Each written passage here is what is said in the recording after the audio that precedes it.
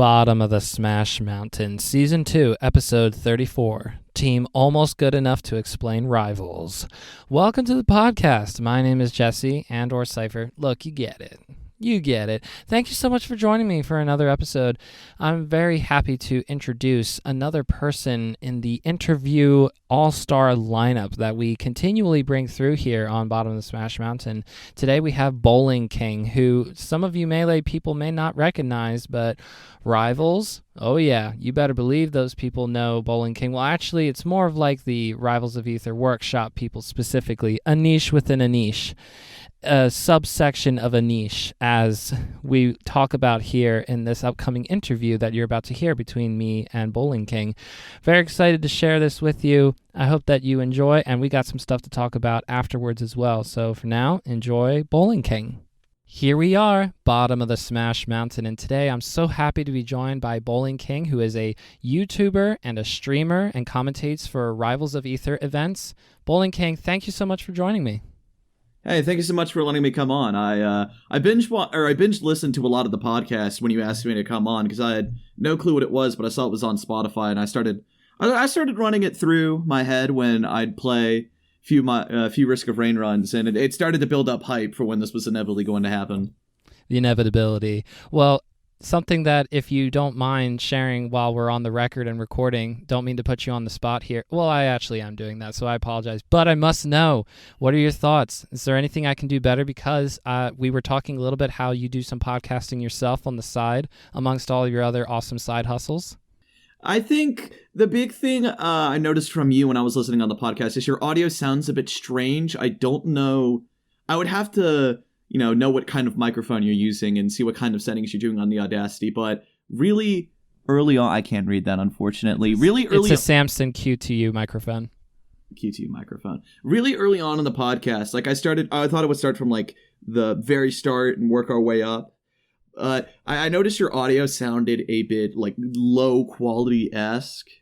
I use the Blue Yeti microphone myself for my podcasting and such. But I'd say so far you're on the right track. A lot of it comes down to tweaking Audacity values and such. You get a knack for it the more you do it. I haven't tweaked any Audacity thing ever in the history of the ever. I've just messed around with reduce certain noise, the sound reduction on Audacity when I feel like there's a lot of background sound for the person I'm interviewing, but that's about it. Right, that's probably your problem. See, my flow for when I edit my own audio, especially for the podcast, is I reduce the background noise first. In these podcasts, there's a long break session if we're letting someone else talk and if they're waiting for us to finish talking, and you can use that to separate out the background noise. And then once you have that done, you need to compress it so that way you don't lose audio quality, and then equalize it so that way it's all at the same level. And then, pardon me for a second. And then after you equalize it, you can go into bass and treble, and what I do is I give myself a bit more bass because of a very deep voice, but if you have a more higher pitched voice, you can give yourself more treble, and it allows you to make the audio sound really clean. Interesting, because I haven't looked into any of that stuff at all. I've just been going like, well, I listened to it and I don't want to die, so this is probably good enough for now. But this feedback is very valuable. You're one of the few people who have said to me, actually, yes, there is something that you can be doing better. So thank you, BowlingKing. Right off the start, I feel like this is already awesome. Well, I mean, podcasting is a very interesting side hobby because it's basically an excuse to get out and hang around with people and talk about interesting things. I've learned a few interesting things while I've been doing podcasting, and I've talked to some people that really I wouldn't have been able to talk to before if it wasn't through the venue of podcasting.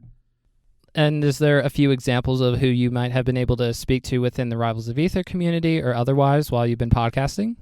Oh yeah, totally. I can talk about some of that. So I think the biggest one we did was back after the April 1st Direct. I guess for context, I personally started out in Rivals of Aether leaning more towards into the workshop scene, which is very grassroots, very community-oriented scene. And around the April 1st Direct, it had been announced that 4 characters had been selected from workshop to go into the actual game as DLC coming this summer, later this year, along with the beta for rollback. And one of the individuals who had their character selected to go into the base game, Sprite Star, had agreed to come on to the podcast with me literally the day before that announcement came out. And I don't think if it wasn't for the podcast I'd been doing, I would have been able to get an opportunity to get into such an interesting design philosophy. I've also been able to go around and basically have an excuse to talk to a bunch of top players through podcasting. I've talked to Sparks21, and don't think he still plays Basecast anymore, but I have also talked to Slimepuffin, who are two like relatively major players in our scene, but have also very extensive histories in the Basecast. Very, very nice.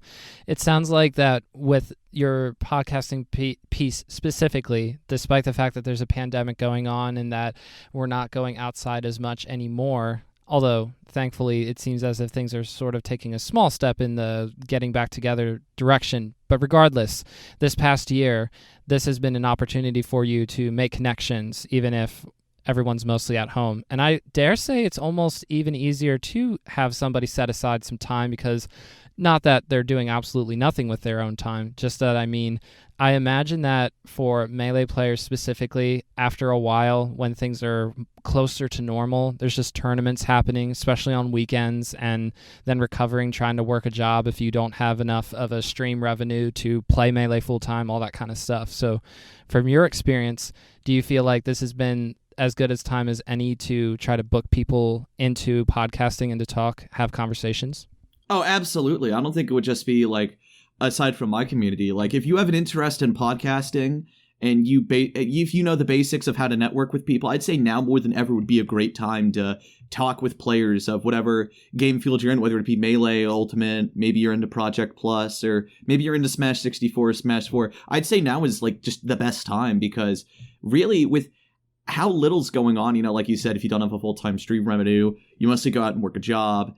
Tournaments are happening mostly on weekends, or, tournaments happening on the monthly basis. It leaves a lot of gap in time where players are just going to be playing the game, keeping their skills fresh, and sitting down and doing something else other than that, I think is like a great refresher to their mindset, because they're not playing the game. They get to talk about it. They get to sit down, relax a little bit. Yeah, it's a little bit more casual, and there's not a tournament placing and seating and prize money and all that stuff on the line. It's just like, let's talk about a game that we love. Right, yeah, definitely. So we didn't bring you on just to talk about podcasting, though. I am interested in hearing a little bit more about how you got into Rivals of Aether. Is this the game that after playing games growing up, you saw and went, this is really fun. This is really good. I like this game. So, believe it or not, my introduction to this game is wild. It is a wild, historical kind of timeline where there's ups and downs, sagas and arcs.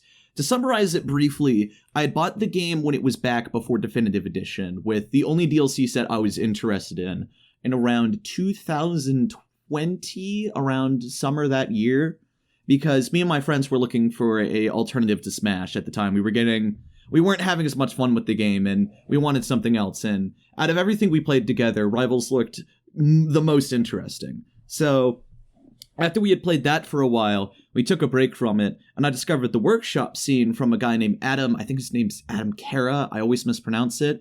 He's one of the bigger end content creators for Rivals. He was brought on to help for the Direct on April 1st. And after I discovered him, I discovered what Workshop was, and I thought, wow, this would be really neat to try to get into.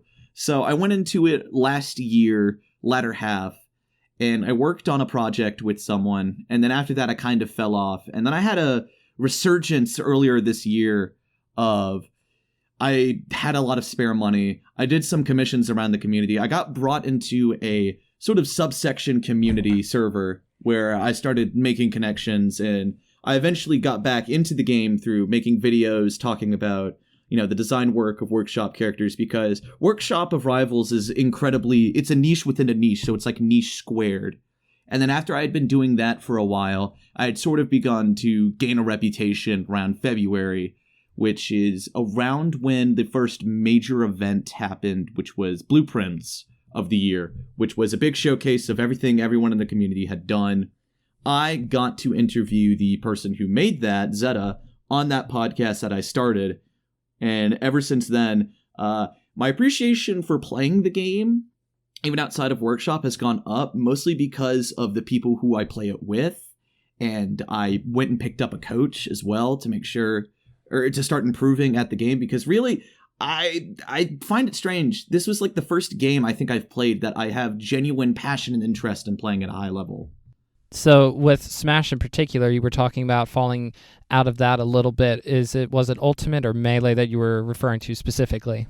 It was Ultimate. My local scene is one of those incredibly small local scenes where most of the people who play Smash are high school and college students, those who play at a competent high level. And the only locals we had were at the college that is around like a 30-minute drive away from where I live.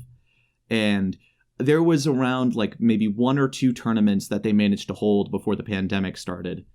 And I'd played in those. I had been doing a lot of just playing Smash with my friends and playing online. But I never felt the drive to go and improve at Smash. Mainly because of, if you give me a second to reach and grab this.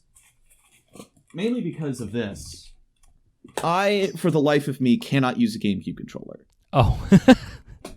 It is incredibly clunky for me to try and do the high actions per second inputs or actions per minute that games like Melee and Smash require because of how my hands are. My left hand naturally has I think it still has to some degree. It had a bad tremor. It would make my handwriting awful. And it made it really hard to do precise movements in Smash because, for tilts and for walking, you'd have to gently nudge the stick. And for doing techniques like dash dancing, which, is required for a game especially demanding as Smash, I'd have to flick my thumb incredibly fast back and forth, and I couldn't keep up with that speed, and practicing that speed hurt my thumb. And you're just thinking to yourself, I'm not necessarily in love with this game so much that I want to punish my own hands and my own body for playing it. Yeah, I like watching Smash, and I like commentating Smash. My first commentary gig ever was a Smash Ultimate doubles tournament at this locals. Doubles? And, yeah, it was doubles. It was a very, very casual doubles. But, when it comes to Smash, I love the game watching it, and I would love the game commentating it. But playing it at that level was physically demanding. And considering, the kind of skill curve that games like Ultimate and Melee have, where, the longer you sink into it, the higher the skill's going to be. And I had never really played any sort of game of this manner at a high level. I kind of cut my losses before I went in too deep. I said to myself, if it hurts this much to try and practice dash dancing or these other incredibly requisite techniques to perform at a high level, I'd rather just not run that risk. And about all kinds of different controller options. Of course, you're deep enough in the platform fighting niche that we have with Rivals of Aether and Smash that you would know about stuff like the Hitbox, Smashbox, and the Box B0XX, the Frame 1 controller, all that kind of stuff. Did you ever look into any of that, or were you just only interested in moving on to another game? I think at the time I was only interested in moving on to another game because, believe it or not, I do play Rivals with a different controller. I play Rivals with this. Oh, hey, that has a stick on it as well as some, it's like what the box was originally derived from. Excuse me. Yeah, this is an original arcade stick. It's Yoru. This was a custom arcade stick I got for Christmas. So despite not having the drive to play Smash at a high level, I've been playing traditional fighters for a good chunk of my cognizant life, and I'd gotten my first arcade stick in Christmas of 2018. And when I made the switch over to that, I loved how it felt. I couldn't go back to playing these types of games on a pad or a GameCube controller anymore. And when I started looking at the Hitbox, the Smashbox, the BOXX, the big thing for me is that it's the same thing as a keyboard. Rather than having a stick, which uses the whole of my wrist to move, it uses buttons, which would rely on my fingers. And again, trying to play games like this on a keyboard, considering the right hand, since my right hand's my dominant hand, I want that to move. And if I use my left hand for trying to push attack buttons, that feels weak and untactile. But if I try using my left hand for movement, it feels the same. Nor was there any way at the time that I think I could have bound my stick to work with Smash because of how many inputs Smash has. It does have a lot of inputs. So you had tried a little bit of Melee, a little bit of Ultimate, and you're also playing with your friends as well. And this is in the pandemic time, so obviously the Ultimate netcode is not great. And even with Melee, it requires so much out of you in terms of technical proficiency and muscle memory and skill that if you're not feeling it, of course, natural to move on.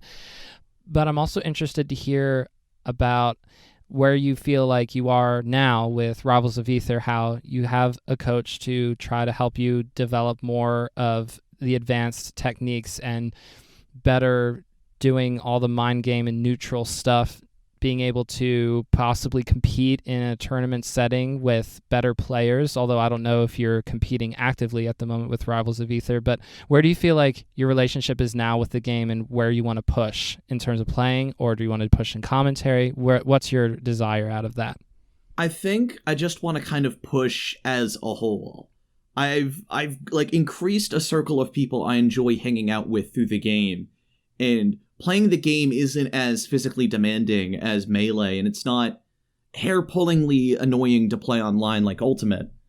And considering the fact it has enough buttons to where I can play it on my stick, I do grind out tournaments every week and try to improve at least. I don't know where I stand in terms of skill proficiency. I haven't even beaten an amateur bracket, but in terms of where I stand with the game and do I want to continue playing it to get better? Do I want to commentate? I think just the answer for all of that is yes. Bigger Rivals of Aether, better person or something. Kind of, yeah. It's very interesting to talk about because I think as a game, Rivals now has interested me more than Smash. And I think when Rivals 2 comes out, I worry that I'm probably going to fall off from that. Fall off from, you're saying to yourself, oh, I don't want to get into Rivals 2, I just want to stick with the original. Is that what you're trying to say? Pretty much, yeah. Basically, the thing about Rivals 1 when it was made is the game's director, Dan Frenese, the reason he wanted to make Rivals of Aether is because he sucked at Melee. And so a lot of stuff from Rivals is actually derivative from Melee concepts, but made easier, more accessible, and less complicated than Melee. So that people can get that sort of high mobility type of platform fighter without having to sink so much time into the technical precision Melee requires and potentially end up hurting themselves. That's so cool. I think I vaguely knew this, and part of the reason why is because I want to give a shout out to Wisely, who is not only a great person for all things Melee, but also a great person all things any sort of fighting game. Like I barely knew what Brawlhalla was until I watched his video about Brawlhalla and how that has like a super high prize pool for either an upcoming event or it already happened. But point being, there's more than just Smash out there in the world for people who grew up on that game. That Rivals of Aether, a good game, and Brawlhalla, a good game, that sort of deal. I don't know how much or if you know about Wisely in particular, no pressure, but it is cool that they just removed the ledge mechanic straight up entirely for the original release of Rivals of Aether, as I recall correctly. That's what I know about that game, that you can't grab ledge. So I'm thinking that does simplify things a little bit. But from your perspective, since you played infinitely more than me, and I played zero of it, do you think that it's a significant drop-off in terms of technical demand, or do you still think there are ways for you to grow into it and find all kinds of different ways to push the meta? I think this might be a rather controversial thing to say, but I do think Rivals, in terms of technical skill and proficiency in which you can develop, has the same kind of infinite depth that Melee does. Even though it's designed to be simpler and easily accessible to more people, unlike Melee, which was released back in 2001 before I was born, it still has that same passion and, understanding of what made Melee the way it is into a much simplified experience, and having more people get into it without losing that quality of Melee still keeps it that infinite depth and complexity. And I think that's really cool because that means that the game designer, I forgot his name already. I always know it's Dan because I actually follow this person on Twitter, but it's Dan Frenese. Frenese. And I lost my train of thought. But way that he was able to design the game and try to simplify it, but then still keep a depth that you're saying is comparable to Melee, not exactly the same way, but comparable, where the meta can always constantly evolve and push, and the game itself, Rivals of Aether, could be 20 years old, as Melee is almost 20 years old itself now, and still be amazing and still be growing and evolving. I think the big thing about Rivals of Melee is the way I've always viewed Melee is this. I said this one night, and it was a very accurate quote, I felt. Melee, to me, feels like an old car. It looks amazing from the outside, and you really wish you could drive it. If you see someone else driving it, you really wish, man, I wish I could drive a car like that. But when you get in that car and start driving it, you start to miss the modern luxuries we have in fighting games now. And what you thought would be a very, sleek, cool-looking retro ride becomes a clunky, hard-to-drive road disaster. A road disaster? Road disaster. That is a statement. I love it. I'm not here to put you specifically on a Twitter clip and say BowlingKing said this, because you have said so much more, and you've been nice to Melee. But I understand loosely what you're talking about, because I, of course, am aware of the controller issue. Just right there really makes Melee hard to be accessible. And then how do you get Melee? Do you go onto a place like Steam and buy it and download it? No, you have to go all kinds of wraparounds to actually be able to get it onto your computer and play online. And maybe it's more accessible than it has been in the past. Maybe perhaps we're going to convert over to something like monitors at some point, even though I think a sizable chunk of the community is still very much against that and using CRTs, which are also extremely old. But I think I understand what you're saying, and I don't really want to dispute it or deny it, because I think that what you're saying is pretty much true, that Melee looks great, but playing it is not the same thing as watching it. There's a disconnect there. You start to realize this is actually really, really hard to do. If you watch a video like Awesome Sauce and his video about controllers, you'll just understand so much more what it takes to play Melee at a competitive high level as compared to another game where there's a lot less things in your way of getting to high proficiency, doing cool combos, and all that sort of stuff. Yeah, I definitely agree with that. Especially when you want to go back from where you started, because I started with Smash 4. I got a 3DS, I got Smash 4 on the 3DS. That's how I started getting into playing competitive games as a whole.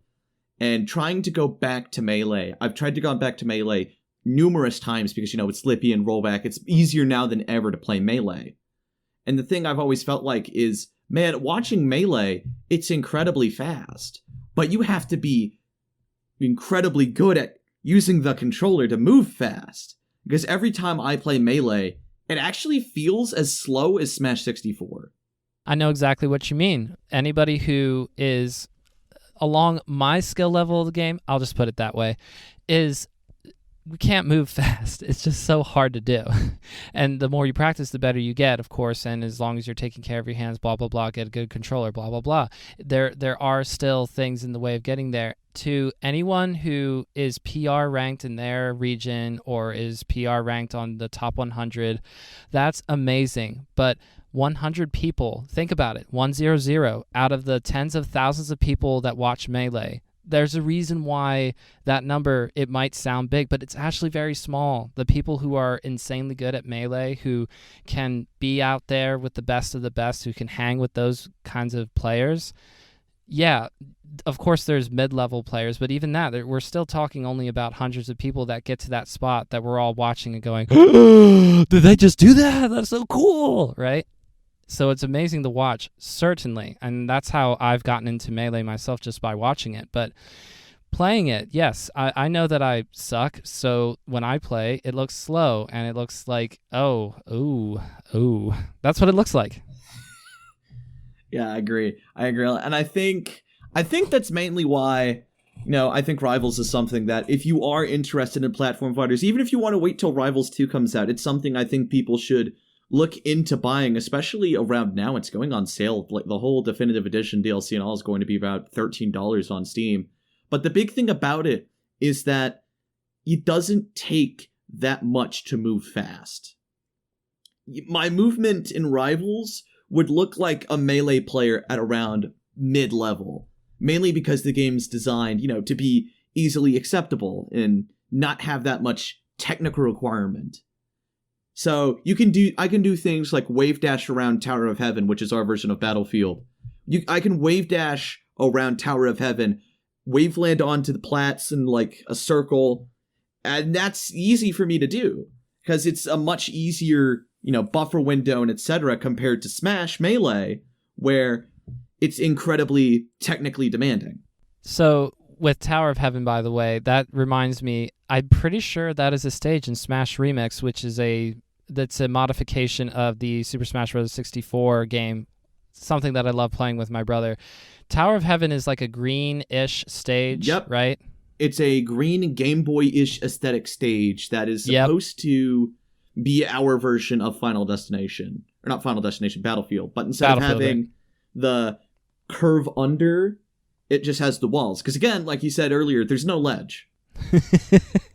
Yeah, so you have to have at least a little bit of variety there. And besides, you don't have to be a good Melee player to know that the ledges in Battlefield in Melee are a little tough. You can bonk your head quite often if you're not careful with recovering or even trying to edge guard. So with your relationship with Rivals of Aether now, trying to get better, trying to push across all fronts, Rivals of Aether 2, and then you were also talking about adding more stuff to Rivals of Aether 1, and you've talked about Definitive Edition, Collective Edition, DLC, and the workshop. So it feels like across all fronts, there's a lot of different pushes to add content to Rivals of Aether. How do you break that down? Because it sounds complicated to me right now, but that's because I'm from the outside looking in. Like, what was the basic track of it starting from the beginning to expanding to where it is now, if you don't mind talking about that? So most of this of what I'm going to have to tell you is coming from secondhand sources, mainly people who had access to the alpha and beta versions of the build who are not me. But I do have friends who did have access to these builds. So Rivals started out very different. It had a very small collection of I think one of the only playable characters I think at the time, if there wasn't one, there was two. There was Zetterburn and there was Raster. Zetterburn is mostly based off of the Fox style of gameplay. You have a projectile, you have a shine, you have Firefox, an equivalent of. And Raster is supposed to be a mix, I hear, of Falco and Jigglypuff. I don't think that personally, but I know my coach will bring down divine wrath if I say otherwise. But it started alpha back in I think 2014 or 2016, somewhere in that time range. And then slowly more of the roster got developed. And then after its release, after 2016, after a while it got its first DLC pack. Its first DLC pack was, I believe, Clarin, which is our Marth equivalent, and Rano, who plays functionally similar to Sheik. And then after that, there was DLC Pack 2, which has Eliana and Sylvanas, which has no melee equivalent. Good luck trying to figure out who the hell they're supposed to represent. And then DLC Pack 3 was like a crossover with other indie games. We got Ori from Ori and the Blind Forest and Shovel Knight, the godforsaken sinless bastard he is, in that DLC pack as well. And after that point, I think recently, either at the end of last year or at the start of this year, Rivals got to Definitive Edition, which is what is the game sold as now, where you get all of the DLC characters, so you basically have the full roster, and there was a ton of changes to it, like the milestone system, that's a big meme nowadays, and a few more that I don't quite remember. But Definitive Edition was just transitioning to this newest version we have now. And of course, Dan Fernesi had to prove this game and establish, hey, there are people who want to play a platform fighter that's not Melee, that's not Smash in general. So with Rivals 2, which is going to be released later this year, as I understand it, or maybe early next year? I think it would probably be, if it's not later this year, it'd be early next year, judging by their progress. Sure. That it'll be kind of like the bigger and better than everything, and hopefully continue to build upon what is mostly just a system and an IP that is set up to succeed and set up to expand into both a casual market and a competitive market. This is something that I know that Rivals of Aether will always beat out anything Nintendo related, because of how Nintendo as a copyright holder and intellectual property holder will just do whatever they please with their stuff, and if anything is going against their vision of that, then they just come in and smack it down, like cease and desist letters. Specifically with Melee, that's always been something that the community feels a little bit above their head, where they go, oh, this is going to be really cool and awesome and sick, and then go like, oh, but are we going to get smacked down doing this? But with Rivals of Aether, it would seem as if, okay, yeah, competitive events, sure, let's do that. Let's try to make those a thing, and I love the fact that that's kind of happening a vibe. Am I understanding that correctly, or is it different? Yeah, you're understanding that correctly.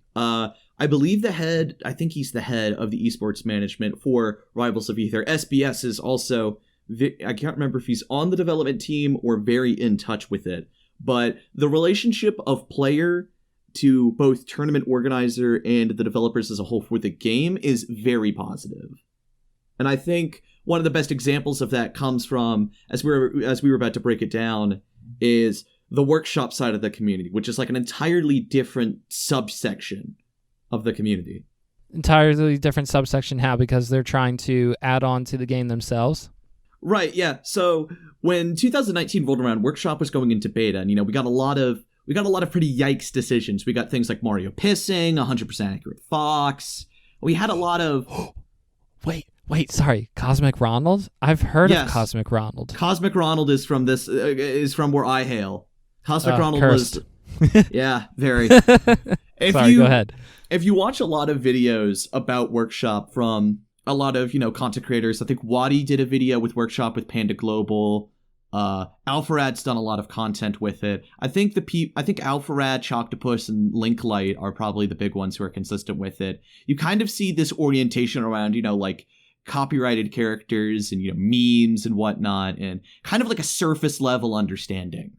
But as a whole, basically Workshop is a collection of people who want to be game designers, who have basically, it's free to download Visual Studio. Sprite costs like $20, and it's incredibly cheap to start. All you need is basically the drive, the will, and either the talent or the skills, or both, to start doing it. Well, you don't get Cosmic Ronald right away. And for you, is that something that you have been able to make your own characters, do your own stuff within Workshop? I've been able to do it myself, yes. Good? No.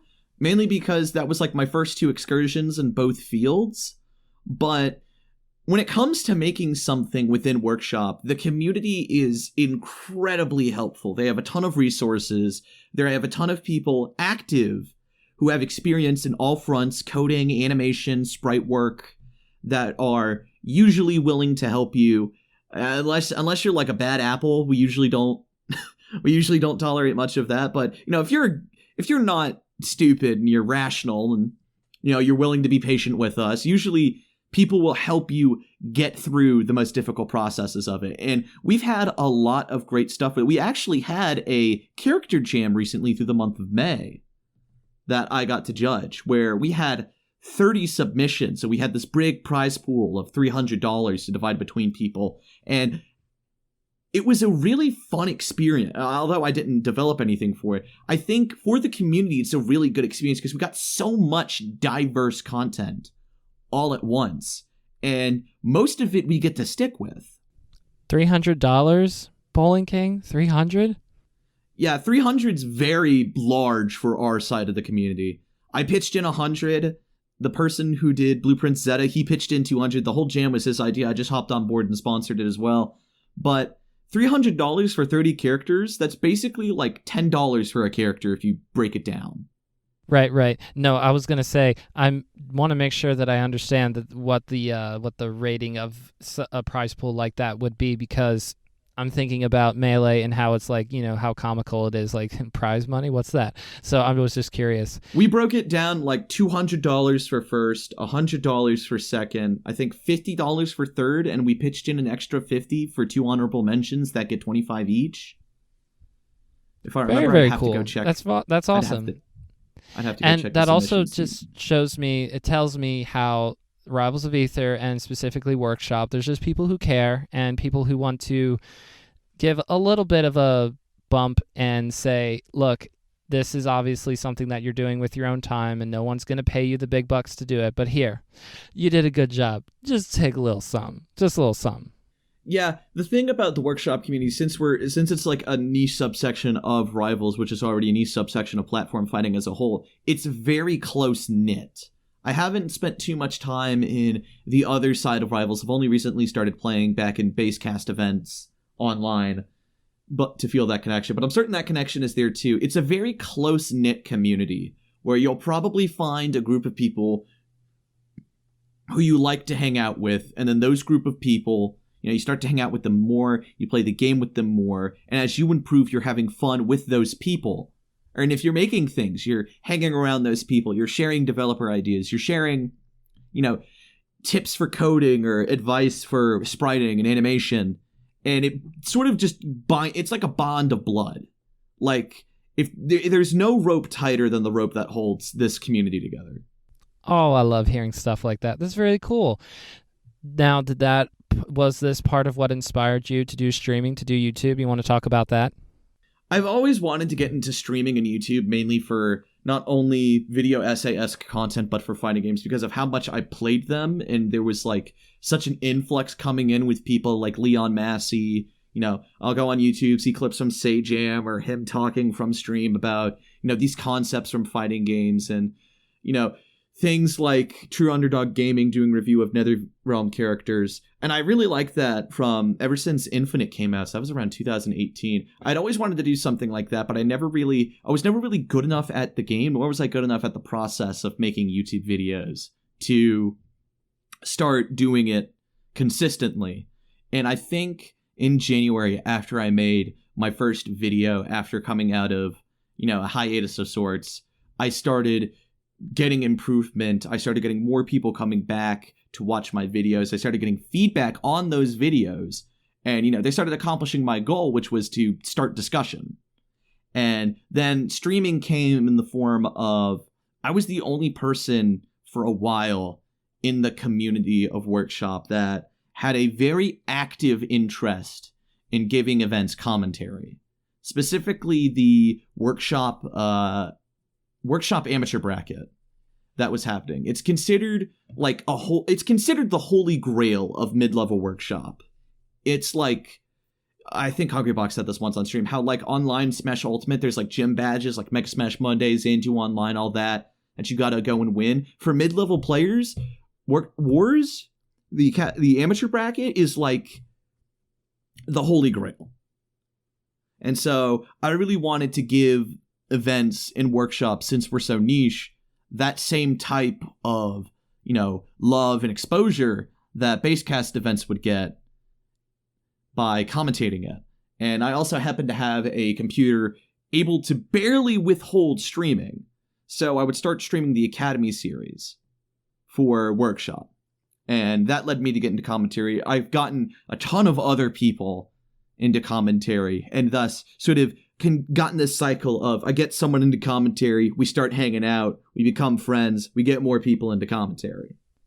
Building up a commentary empire for Rivals of Aether Workshop, I see. Well, I mean, I have to, because I think at the moment I can think of 5 commentators who are active when I need them. Yeah, and you want to make that number a little bit bigger. I want to make that number a little bit bigger because it's very stressful to run. Basically, I have 2 monitors, so I'll face like this, I'll have the game up here, I'll have this over here, I'll have to move replays into the folder so that they can commentate. I'll have to make sure stream isn't lagging or anything. I have to update scores on the scoreboard, etc. It's a lot to have to manage if you have to both commentate and host it. So why are you doing all this then? Why am I doing all of this? Because I feel like I owe something to Workshop, mainly because of who I've met from it, what experiences it's given me, the good that's come from it into my life, and the sort of improvements that I've made to myself because of the people I hang around with. It just feels like I owe something back to them, and I feel like I've only barely begun to scratch the surface of repaying that debt. Very kind of you to take that time, though, because you know that's not something that everybody wants to do. And it sounds like there are times where it feels not quite worth it, or it's very stressful, or something falls through and now you're scrambling. But still, to wake up and say, I want to live a life, certainly a life that's outside of Rivals of Aether, but I also want to live a life inside of Rivals of Aether. I want to give back all the amazing good that I have experienced in and around the game and within the community. And so one way to do that is to help commentate and to make sure these events can be commentated for workshop-related Rivals of Aether events. It's very cool to hear. Actually, if it wasn't for me commentating workshop, I would have never gotten an opportunity to start commentating in Basecast, believe it or not. Well, you have to prove that you can do it, right? So you start somewhere small, and then you have something to show to people and be like, hello, I have experience. And they go, oh, okay, cool. Actually, that's not what happened. I think the new head of the Academy series for Rivals, which is, by the way, it's really cool that they display that server in the game itself as one of the first things that shows up, because it's probably like the best hub for finding things like frame data and how to improve and people to critique your gameplay and such. But the head principal of that right now, Protagify, heard me commentate on a workshop stream and thought I was really funny and said, hey, would you be interested to commentate Basecast? And I remember that day when it happened, I sent a message into my personal friend group Discord server that I have from Rivals, and I sent something along like, oh my god, oh my fucking god, I'm gonna be commentating Basecast, which was like considerably like 2 magnitude leads above what I had been doing up until that point. But you had the confidence to do it, or did you feel really nervous at first? At first, I felt really nervous because of how little time I spent in Basecast. I still didn't even know what everyone did in terms of their gimmicks. And I felt incredibly nervous that I didn't have that information, but after I did my first go-around, immediately the nerves came off. And so now would you say that you're about ready to commentate something like, and I read your Twitter, I saw that you are unfortunately not making plans to go out to an event like Riptide, but Dream Scenario, that's something you want to help commentate, right? Not only is that Dream Scenario, but after I ran the financials, I thought Ohio was farther away from where I live, but it's actually like a 7.5 hour drive, and that's like $100 on gas. So with the amount of money I have right now, I am actually able to go to Riptide. The only problem is trying to find money for a hotel room, which, since it's in September and I'm coming on finding a job, I don't think that'll be too much of a problem. So I might actually be able to go to Riptide. As for commentating it, I haven't made any move towards commentating it. There's going to be a workshop side event there. I've thought about asking the staff, hey, I have experience commentating this. I would greatly appreciate the opportunity if you would let me commentate this side event. But part of me also wants to play in it because there's that drive. There's that drive I've gotten now as a player that I've never had before, where I want to play in things and I want to get better. And it's mainly to prove that I can do it and not just barely miss it. And do you feel like if you focus on too much commentary that you'll just never be able to get back out of that you'll be just the commentating guy? The BowlingKing, plays the game, but he's a commentator. I kind of joked about that initially back when I was starting to commentate Workshop, that I was the Bobby Scar of Workshop. Oh, oh, I love that so much.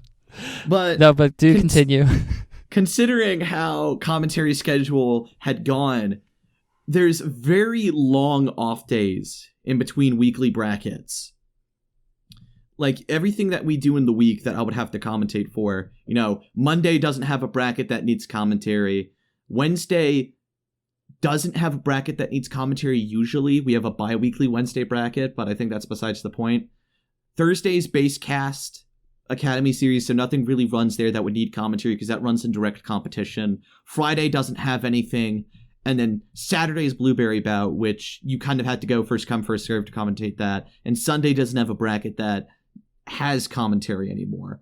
So there's a lot of downtime in between commentating these online events where I can still not only play in other events, but keep my skills up as a player.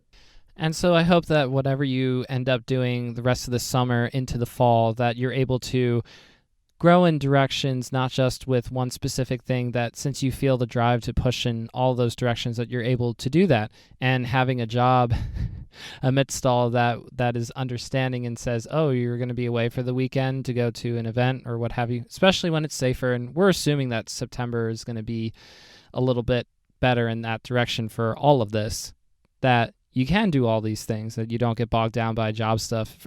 For me speaking, I would hope to be able to attend one or two bigger events at some point, but I have a job. So sometimes that involves just kind of saying, oh, okay, I guess I'm working that because I need to be able to put food on the table for my family. Hopefully for you, that's different, that you can do all these sort of things and that you can succeed, because in our conversation that we've had thus far, I already feel like I'm rooting for you, BowlingKing. Well, I live in a very strange situation in the fact that most majors are incredibly far away from where I live, like 7, 8, 12-hour drives. You know, stuff like Get on My Level, Pound, the Big House is far away from where I live. And then there's Super Smash Con, which is just on the other side of the state. I never knew it. I always thought Super Smash Con was up in, like, Delaware or something. But Wait, it's... Yeah, I never knew where Super Smash Con was held. I thought it was held somewhere else, but not. It's just held in Chantilly, which is like a 5-hour drive from where I live. Very close, yes. I always assumed it was Los Angeles. I was like, this is too big of an event to be held anywhere except for Los Angeles or San Diego. Wait, Virginia? Yeah, it's like it's on the other side of the state. I'm like, man, if 2022 rolls around and Super Smash Con's going to be there, because Rivals usually gets a spot at Super Smash Con, I would probably be able to go, especially having a job, because luckily I don't have to provide food on the table. I'm sorry. I'm saying oh no to, you know what I just realized though? 2022, that means they'll have Rivals 2. They might not have Rivals 1. I think Rivals 1, it would be like Smash Ultimate and Smash Melee, in my opinion. Rivals 2 is going to be so fundamentally different from Rivals 1 because it's introducing shields back into the equation of gameplay, that some people are still going to prefer the parry-based, probably a lot still faster-paced Rivals 1. But I can see where you're coming from. You think that they're going to slow it down just a smidge by the concept of shielding, that it'll slow down a little bit? Yeah, I think that's probably the biggest thing that might turn me away from Rivals 2 is shielding. Mainly because I've never tried to shield on a stick. It'd probably be just as easy as parrying. But also conceptually, having to hold up a shield for a certain amount of time, and, you know, concepts like shield stun, chafe on shield, having to drift back aerials on shield, spacing. Spacing becomes a lot more complicated when shields are in the equation. And when, I can't say Dan did this specifically because I'm not him, nor am I anyone that was on the developer team, but because you have parry instead of shielding, not only does it keep the game fast-paced, but you don't have to worry so much about those complex situations of spacing drifting back to make sure I'm X safe frames on shield and they can't, you know, shield grab me. That's the other thing. Rivals does not have grabs. There's even the quote-unquote grabs in Rivals are just coded to be attacks. They're like command grabs, maybe. Even the command grabs, functionally, are still attacks. It's supposed to be that parrying is like an absolute, it beats an attack, but you have to time it. Right, because in Ultimate you can parry things, but it's really more of like, congratulations, you made something cool and flashy happen, but it will do you absolutely no good whatsoever. Parrying in Smash Ultimate feels like parrying in Street Fighter Third Strike. It is a reward for getting a timed button press, but it is usually reserved for, you know, that higher level of play where you need to get a much more quick and optimal punish off of a situation, and parrying removes that shield stun.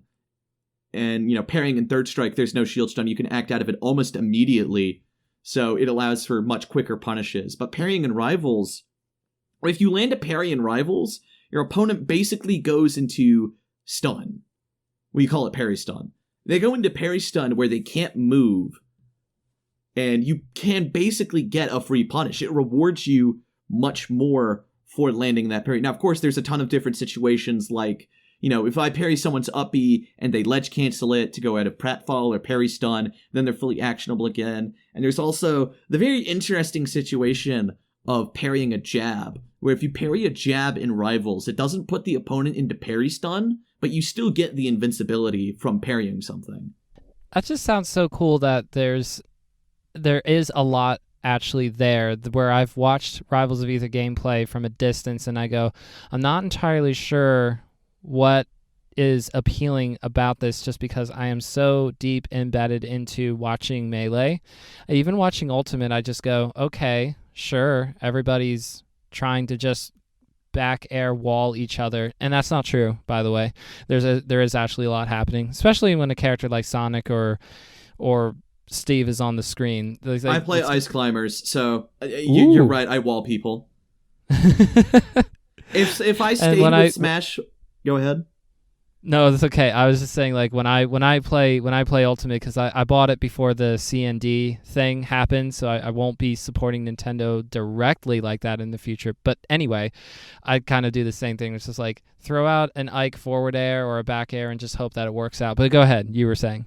I think if I stuck with Ultimate, I think I would have shifted to try to become the best Ice Climbers in Virginia, because it wasn't until after I'd played Rivals where I was like, let's go back to Smash for a little bit, because there's some stuff in Smash that's not in Rivals, mainly Melee Luigi. There is no one-to-one recreation, original character or otherwise, of Melee Luigi, who was like, I was infatuated with the Bates Luigi, even before the S2J Infinite Ceiling glitch set at that big house.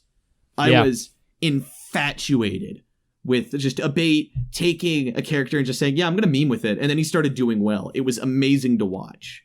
The closest we've gotten in any capacity in Rivals to Melee Luigi is a character made by my friend Regina, which is basically a fucking ghost pepper. It's a ghost pepper with a big old schnoz, and he has a knife, and his side special is basically Luigi Tornado. And that's the closest I've been able to get to Melee Luigi. And while it's not exactly Melee Luigi, I guess it'll do, but I still hold out hope that Melee Luigi will be, in some capacity, brought back to me. Now, you're not going to be the one to do that, though, because you haven't seen enough of a return in the investment of trying to do anything in Workshop for yourself, right? You're just kind of saying, hey, if anybody's listening to this, Melee Luigi, put it in Rivals. I've spit out, that's kind of a common thing. We have a lot of people in Workshop who you kind of take poor advantage of the modding collaboration channel we have, which is supposed to be like, hey, I have X skill set. If you have Y skill set, we can make this work. And a lot of people come in just to say they have an idea, and nothing really ever gets done. I got into Workshop mainly through coding. I didn't sprite. I've not sprited a single thing for myself fully. And, coding was like something I did passively because I had that sort of, knack for technology growing up through school. And, coding for Workshop isn't that bad. It's just spriting it. Spriting it's always the worst part. Because you're making the animation. That's what you're talking about, right? Yeah, it's because it's art. And last time I was in an art class, I got a B. Okay, look, hey, let's not put letters on it. Art is about subjectivity. Maybe the circles don't look close to good. Maybe they're more like cylinder kind of shapes or whatever, but I'm sure with practice you can get better. My art is objectively bad, and mainly I've kind of just stuck to coding. Coding's what I find the most fun. Even if I tried to brute force the art, I don't think I'd have much fun with it. So basically, to anyone who's listening, if you want to make Melee Luigi in Rivals of Aether, all you got to do is the spriting, and we have a very competent Workshop programmer in BowlingKing who would be happy to make the wave dash go across the entire platform and stages for Rivals of Aether. Also, since I planned to put this in EXW because it's related to Workshop, since I'm on this podcast, if you've listened this far, hi guys. Hope I did us justice. So far, so good. So far, so good. So far, no problems. But I do want to make sure that aside from that shout out, are there any other shout outs that you want to make tell the people where they can find you? Because I am running out of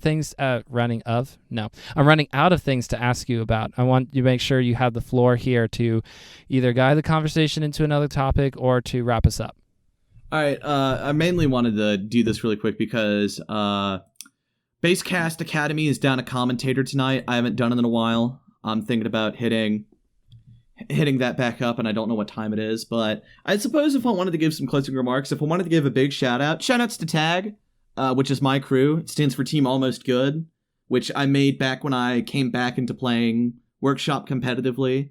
Specifically, although I love all of you guys. All of you guys are like family to me, but I wouldn't have made it this far if it wasn't for Jack, Doge, and Punking, who I started playing Workshop with. We started hanging out together. We got bored of always getting our calls rated while we were just chilling out, so we made that server for us. And ever since then, we've been it's been like a brotherly bond that, it only comes around once in a while. Very cool. And where can the people find you? If you want to find me, you can find me at BowlingKing on YouTube and BowlerBoy with a 0 on Twitter and BowlingKing with a 0 on Twitch.tv, where every Tuesday I try to stream the Academy Series Top 8. I didn't stream last week's Top 8 because I thought the Graduate Series was happening, but, it didn't. Whoopsie daisy. But you can find me on Twitter, YouTube, and Twitch there. I think the last thing I did was the Workshop Jam judging. I think if you really want to get into Workshop, I think now would probably be the best time. Not only is Riptide coming up, which is going to have a Workshop side bracket, but there's also the most amount of fleshed out, developed Workshop content, and the fact that there are 4 Workshop characters coming to Basecast, which, practicing them now would give you a leg up. And, me having played Workshop since January, I'm not letting any of you motherfuckers get a leg up on me. Let's go, BowlingKing. I love that. Yeah, I think that's all, if you don't have anything else. No, I don't. Thank you so much for joining me. Although the one thing I want to say before I officially outro us is that I think I came up with a really good title for this podcast episode, and I just want to run it by you here, see if you like it. Team Almost Good Enough to Explain Rivals. Yeah, that sounds great. Thank you. I appreciate that. You're very kind. I appreciate it. I'm pretty down for that. Okay. BowlingKing, one more time, thank you so much for joining me on Bottom of the Smash Mountain. And thank you so much for having me. It's very different to be on a podcast. Fair warning, I am very tired for this wrap up. I did this last night and I was so tired and burnt out. It's going to sound like a hot mess, but now you've been warned. Thank you so much for listening to this awesome wrap up. Woo! We made it. Another day, another podcast. And there's actually a lot that we have to talk about today when it comes to the Melee scene. So we didn't really talk about Melee that much, but we did talk about Melee some. For those of you who were listening to the interview with BowlingKing, you were like, wait a minute, this isn't a Rivals of Aether podcast. It says Bottom of Smash Mountain. What's going on here? Yes, I am aware of the fact that it wasn't specifically related to Melee at all times and focusing on Melee, but hey, is that such a big deal? Is that a problem? Does anybody have a problem with this? No? Okay, well, let's keep it moving. I wanted to thank BowlingKing for coming on. It really was fun. We were able to talk a little bit before and after, and during the interview, you wouldn't have necessarily picked up on this unless you were really paying attention, but we actually were video chatting while recording the podcast. So I am not able to record video. That is not something that I am currently capable of at this time, that my technology is limited. I record from a car and my apartment has no Wi-Fi. It's just not a great setup for trying to do video. So that is the current setup that I have right now, where we can't have an image or a video of me talking and a video of the guest talking. But you know what we have instead? We have SprintingLegs coming in with the quickness, with the fire, with the awesomeness that she is. I want to give a big shout out to a producer of Bottom of the Smash Mountain, who specifically produces the videos for the YouTube channel at SprintingLegs. That is where you can find her on Twitter and also SprintingLegs.com. Has all sorts of exciting projects, but who better than to talk about Sprinting Legs than her wife, Petra? Hi, it's me, Petra, or Petricide. I'm a Melee player, and I was recently on an episode of Bottom of the Smash Mountain. Given that my wife, Legs, is a partially sentient chatbot, she asked me to record this for her. Legs is a Game Boy speedrunner who's new to the Melee scene. She picked it up in January 2021 to be a practice partner for me. In addition to helping with Bottom of the Smash Mountain, she also produces This Is Game Boy, a Game Boy podcast, and manages the Game Boy database for the Game Boy speedrunning community. You can find these and all her other projects at SprintingLegs.com.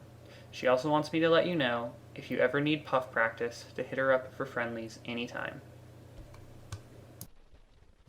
How wholesome is that? Okay, so now you know where to go when it comes to finding Sprinting Legs. Very, very helpful when it comes to me and what I'm doing here with the it's just Bottom of the Smash Mountain. So the basic story is that Sprinting Legs reached out to me and said, hey, I do another podcast and this is what I do. If you send me the audio file, I'd be happy to render it into a video of some kind for you. And I said, cool. And so we bounced around a couple of ideas and landed on what we have now, which is a stick figure climbing up the mountain, planting a banner that gives shout-outs, and then doing it all over again until the video's done. And since most of these episodes are an hour plus long, you get plenty of shout-outs, plenty of links getting dropped. I'm thinking specifically of the guests, but also a few shout-outs for ourselves, of course. Nothing better than watching a little stick figure climb up a mountain, throw a shout out, and then go back down the mountain and then do it all over again. Really, really fun to have a little bit of video on top of the normal stuff. So I can't do any of that myself. That's why I have to give huge credits and huge shout outs to Legs. And by the way, Legs, I know you're listening to this. If you feel like you've been dragged out of the deep recesses of the internet and not able to do a whole lot of behind-the-scenes stuff in peace in the past couple of days, I do apologize for that. I'm very excited to give credit where credit is due, but I won't be making a point of doing that in every episode or anything like that, just for the initial stuff, and then we'll just let you go back into the deep recesses of the internet and be chill, behind-the-scenes, sentient, chatbot, robot stuff. Thank you so much for helping me out. Petra, thank you for coming on. I am really happy that I have met the both of you virtually speaking, but hopefully we'll get to meet in person at some point in the future. Who knows? Very exciting. But again, big shout outs to at Sprinting Legs. Thank you so much for helping me with making the content for YouTube specifically. Producer, that's the title of Bottom of the Smash Mountain. That's okay. For those of you who are concerned about me giving up responsibilities, I think you should calm down. Is anybody actually concerned? No. Let's talk about Golden Guardians. Golden Guardians is going to be running a pretty awesome event this upcoming Saturday called the Octagon 2.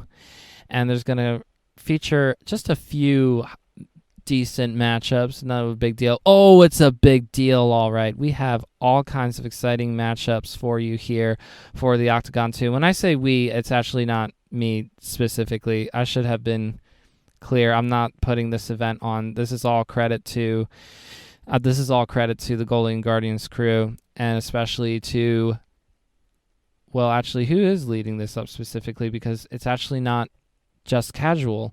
Oops. Sorry, Sam. You're not necessarily involved super hard in this.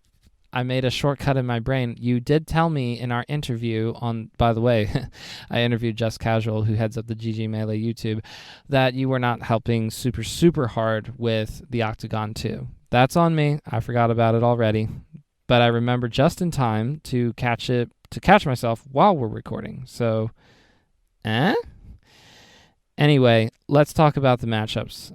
The biggest matchup, of course, is Zane versus Mango. I was so tempted to say none versus Mango. I don't know necessarily why or what might possibly be wrong with me, but that is the true actual matchup. Zane versus Mango.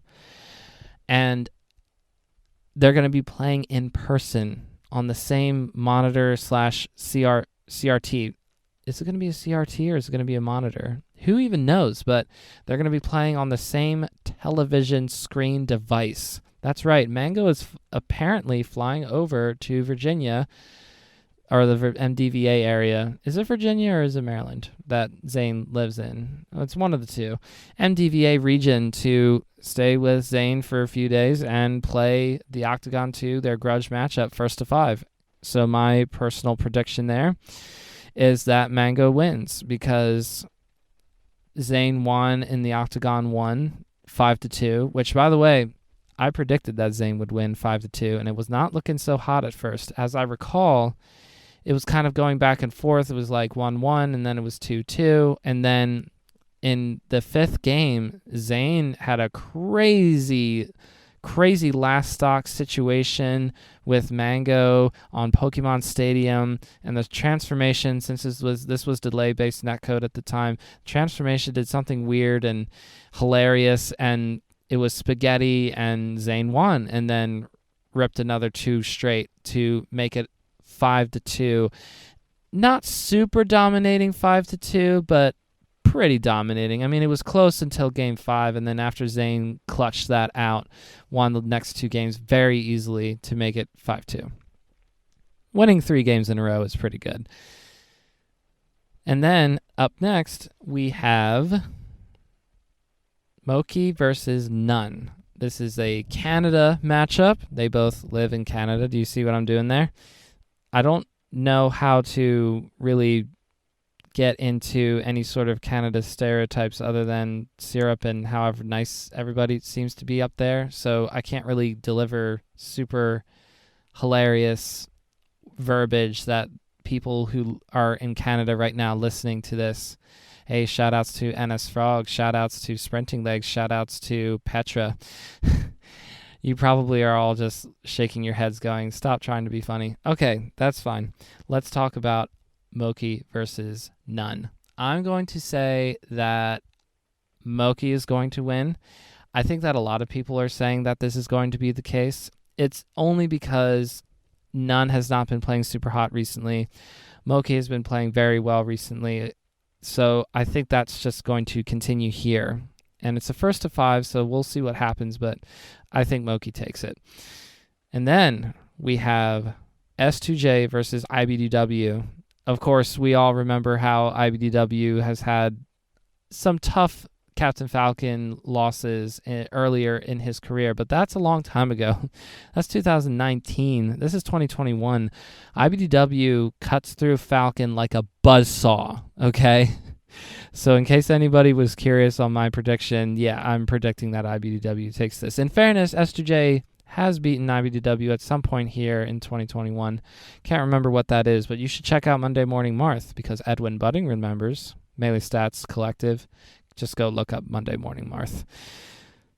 And then after that, the last matchup, and I'm going in reverse order here, by the way. Really, the first matchup is the last matchup, but the last one that I have to talk about is Hungrybox versus Ginger. Oh, this is delightful.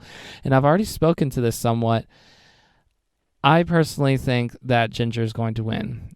But what I saw today that might change my mind is that Ginger does not have a controller that he feels super comfortable on right now. I guess the one that he had been comfortable on ran its course in terms of life, and now he's more or less waiting for another controller to come in or for the other one to be refurbished, or I don't know what the exact story is, but I read a tweet thread by Ginger either from yesterday or it was from today, but I read it today where Ginger's basically saying, look, y'all, I love doing tournament streams and doing online tournament runs. As you all know, I'm a big person for entering online tournaments, but without a tournament viable controller, it is kind of hard to enter tournaments. It really sucks everything out of me, and I hate it. So that might be the difference maker, that Hungrybox can beat Ginger. I just don't see it without some external factor like that. So I think what is actually going to happen in terms of the order of the matches, it is going to be Hungrybox versus Ginger first, and then it's going to be S2J versus IBDW, Moki versus None, and finally ending with Mango versus Zane. The Octagon 1 from last year was really great, and I had hoped that there'd be an Octagon 2 in like 3 months from that time, because when Rollback came out, I was saying, wait a minute, we just had the Octagon 1 like 2 weeks ago, and then this Rollback comes out? What? Of course, they wouldn't have been able to run it as smoothly as they can now, because broadcast was not a viable option. Broadcasting within Slippy was not possible at the time. That build had not been made officially public yet. It might have been a beta sort of a release, but Fizzy doing all of this hard work, making rollback netcode a thing for all of us Melee people. Well, I mean, I don't get to do it because I don't have Wi-Fi, like I said. I can't even play Slippy, but for the people who can, and all the matches that the spectators get to see as a result of viable netcode and a great broadcasting system now, broadcasting tool probably is the better way to phrase it, that we have access to through Project Slippy, is awesome. And now we finally do come to the Octagon 2. So where do you watch it, you say? Where do you see where me, Jesse, aka Cypher, aka You Get It, is going to be either right or wrong about these matchups? What you want to do is you want to go to twitch.tv/Golden Guardians on June 5th. That's right, Saturday, June 5th at 2 p.m. PST or 5 p.m. EST. Although we should technically be in daylight savings time, so as someone helpfully reminded me, it would actually be 2 p.m. PDT and 5 p.m. EDT. Think about that. Kind of hurts my brain. But maybe the Golden Guardians Twitter, maybe Zeke, who runs it, is saying, no. It's Pacific Standard Time and Eastern Standard Time. You have to put your clocks back an hour. So really it would be 1 p.m. PDT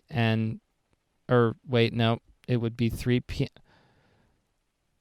I've officially crossed myself up too many times. Let's just assume that when they say 2 p.m. PST and 5 p.m. EST, that the number on your clock is going to match up with what it ought to be. So twitch.tv/Golden Guardians, June 5th. In the afternoon at some time in your time zone, as long as you're within the United States. Oh, great. Europe is going to be ahead, so they'll be in the evening by the time this happens.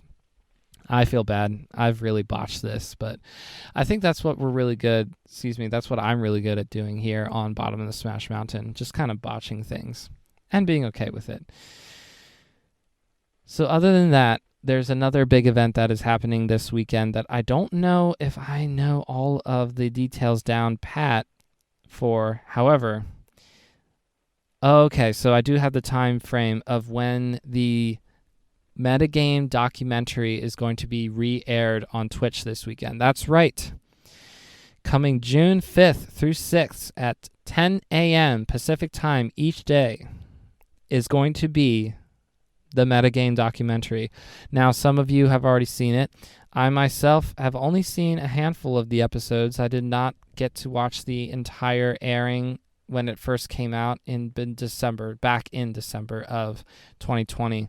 I did not get to watch the entire thing like I wanted to. So will I get to watch the entire thing this time? Well, that remains to be seen. That may be tricky to do. But what I'm saying is that it's a great weekend for Melee, because if you want to go to twitch.tv/metagamedoc, is that what the Twitch link is? Is that what the Twitch game link is? Somebody answer this question for me. I'm scrolling down Twitter. I swear it was right here. That was just... Why? This is unfortunate. you should just go to twitch.tv/metagamedoc. I believe that's what the Twitch link is. Of course, I could do everyone here a huge favor and just link it in the description of this here podcast episode. That would probably be good. In fact, let's not trust that what I'm saying is true, that you should just go to the description of the podcast and you'll see the true link for whatever Twitch channel Metagame is going to be airing on at 10 a.m. Pacific time, which is known as 1 p.m. Eastern time. So for you East Coast people, you will get to be able to wake up a little bit, have a little bit of lunch perhaps, all that kind of good stuff. Meanwhile, if you're on the West Coast, you're going to have to wake up earlier than maybe perhaps you would want to. Maybe just a little bit. I feel bad for you, but you'll be fine. You're going to have a long day of Melee to look forward to. How about that? That's all I have pretty much. So I wanted to make sure that we talked a little bit about the podcast, how we are growing into a team of 2 now. Legs is doing so much to help me out. Wanted to talk about Golden Guardians and the Octagon 2. It's going to be really exciting, and I am going to miss some of it, I have to confess, but I do have life stuff happening here and there, and so I miss out on things as they happen live occasionally. But then we also needed to talk about Metagame documentary and how this has been patched, right? We've had a lot of feedback, especially the first weekend that Metagame originally aired in December of 2020, where people were saying, I don't like this about the documentary. I wish this was different. I wish that I didn't feel sad and depressed every time Leffen won, which is a bit of a meme. And in fact, you should go to the Metagame Doc YouTube channel where you can see a video that Samox made kind of touching on this topic of sad Leffen music. I thought it was a funny video. Twitch.tv/metagame. I did finally find the Twitch link, by the way. So for those of you who were really worried that I wasn't going to land on my feet, I did. But that does conclude what I had in mind for this podcast today. I'm really happy that I continue to be able to keep up with my internal plan of 3 episodes a week, that I'm trying to talk to a variety of different people, so not always just specifically Melee people. I talked to a person from Rivals of Aether today, and maybe it's not a super big deal to some people, but for me, I feel like it's just a little tiny taste of talking to people in general, because I don't want to always specifically talk to a 100% Melee person, although that is great. I really like the idea of talking to just about any creative, and if somebody from a fighting game community or a video game community in general wants to talk about their game and relate it back to Melee somehow, because if you were paying attention, BowlingKing and I did talk a decent amount about Melee, I feel. Enough to keep the Melee people interested, I hope. That maybe there can be some crossover there as well. I don't think there's anything wrong with that. I'm going to be mostly talking to Melee people, though. I mean, just scroll down the episodes of who I've talked to so far, and they're all really close to Melee as a whole. I think other than BowlingKing, about the furthest away I had gone otherwise was Echo Storm, right? Because Echo is not necessarily involved with Melee things anymore. Echo's editing for Fatality Falcon's YouTube channel, which is almost at 100K subscribers, by the way. Let's go, Echo. Let's go. Echo is a great editor, by the way. Okay. I think that's all I got. I wasn't planning on shouting out Echo, and yet here we are. I love you, Echo. I hope you're having a good evening. I mean, I'm having a good evening. I'm very tired, as you can tell, but thank you all so much for listening. Hope that you enjoy the rest of your evening, or if you're listening in the morning, if you're listening during your midnight snack, if you're listening instead of watching super awesome events this weekend like you should be watching, Metagame documentary and the Octagon 2, maybe go do that first and then come back to this humble little operation that we have going here. Happy to have you here. Hope that you continue to say hello on Twitter and that you say hello on YouTube. Go subscribe to the YouTube. Hope that we get to talk soon, and we'll catch you next time.